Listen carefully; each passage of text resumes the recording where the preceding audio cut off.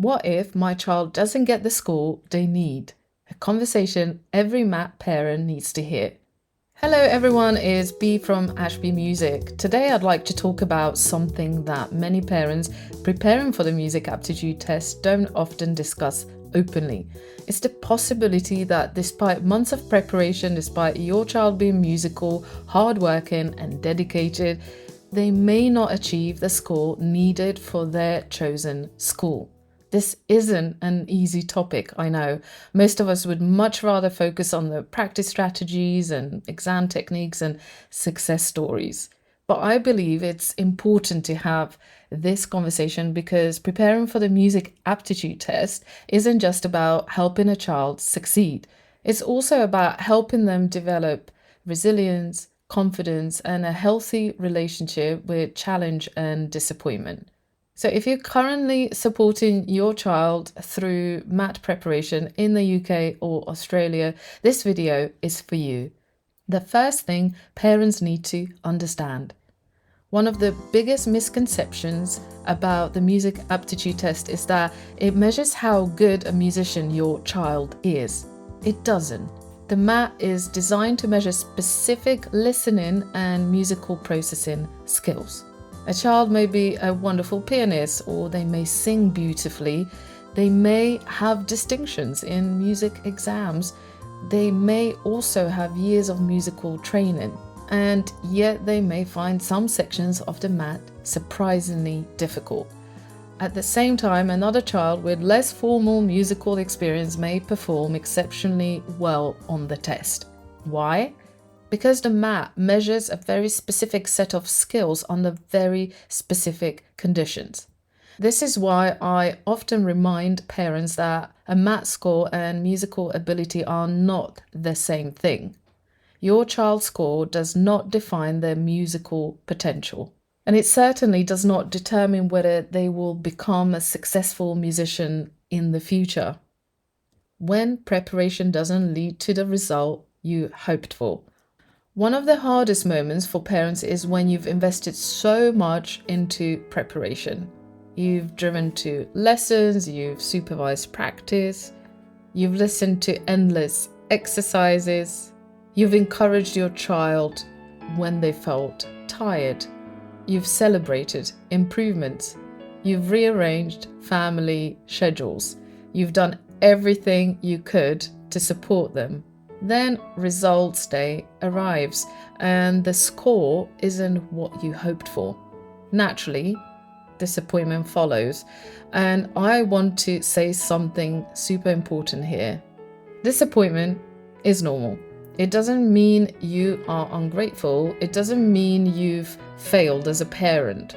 It simply means you cared deeply about the outcome. The same is true for your child.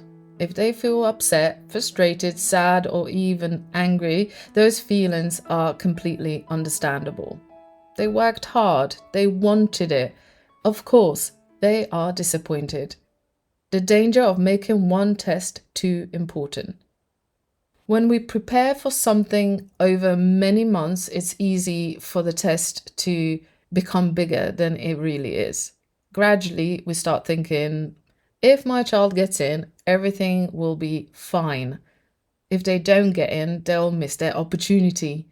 But life rarely works that way. Many successful musicians did not attend specialist music schools. Many successful musicians faced rejection or opposition. They also missed opportunities they desperately wanted. And yet they continued developing their talent. One school cannot create a musician, and one school cannot destroy a musician. The love of music, curiosity, perseverance, and years of learning are what shape musicians. Before we continue, if you're wondering how to develop these skills systematically, that's exactly why we created the Music Aptitude Mastery course. Inside, children work through step-by-step training in pitch, melody, rhythm, texture, and listening skills. Everything is designed specifically around the requirements of the music aptitude test across the UK. It's self-paced, easy to follow, and helps children build confidence long before assessment day arrives. You'll find the details in the description below. Why it's important to apply for more than one scholarship.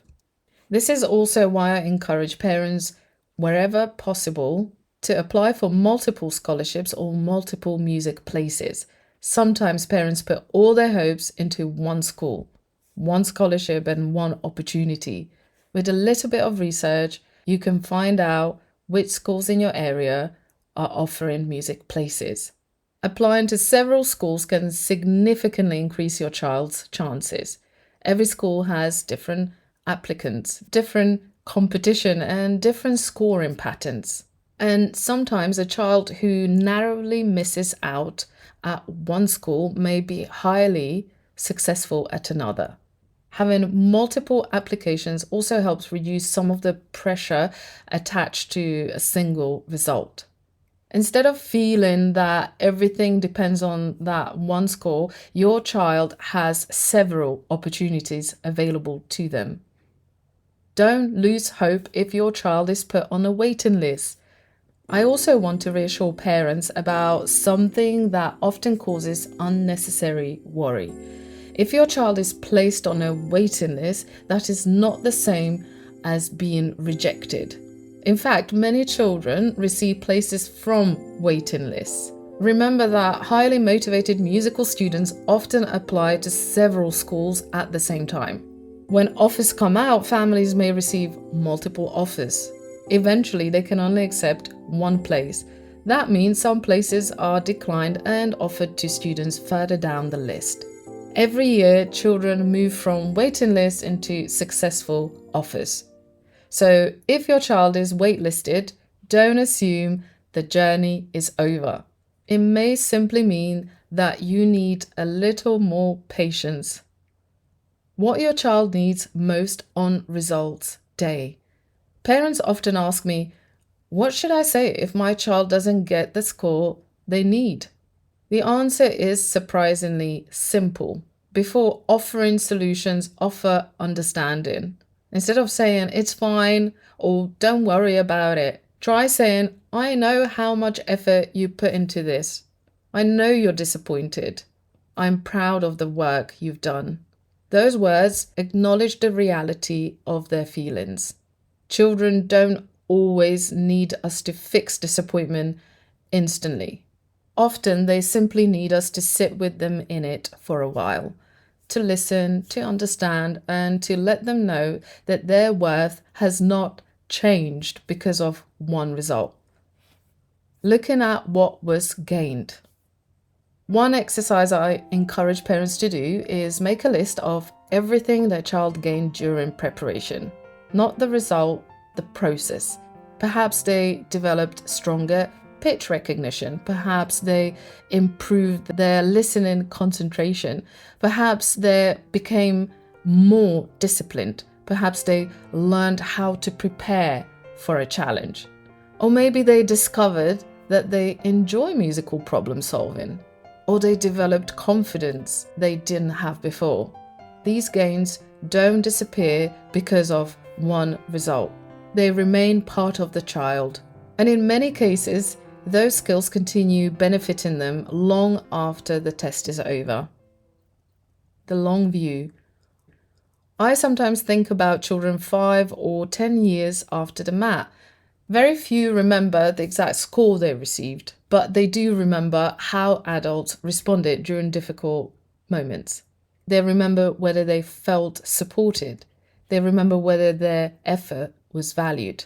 They also remember whether they learned that setbacks are survivable.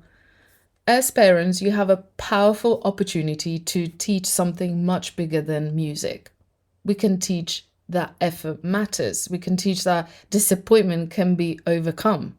Or we can teach that one result never determines a person's future. Final thoughts. If your child is currently preparing for the MAT, I absolutely encourage you to support them, help them practice, and give them every opportunity to do their best. Preparation matters, effort matters, and learning matters, but success is not defined by a single score. A child who works hard, grows, develops their musical ear, and learns resilience has already achieved something valuable. And if the result isn't what you hoped for, well, the music doesn't stop. Their musical journey doesn't end, and neither do their opportunities. There are often more opportunities than we can see in that moment. Another school, another scholarship, a waiting list place, or a different pathway. Or maybe even a new opportunity that comes later. So parents, keep encouraging your child to make music. Keep nurturing their love of music, because that passion is far more valuable and important than any single test result. Thank you so much for watching. If you're a parent preparing for the music aptitude test and you'd like more support, tips, and encouragement, don't forget to subscribe and leave a comment below sharing your experience. I'd love to hear from you. And remember, one test score is only one small part of a much bigger musical journey. All the best with your preparation, and see you in the next video.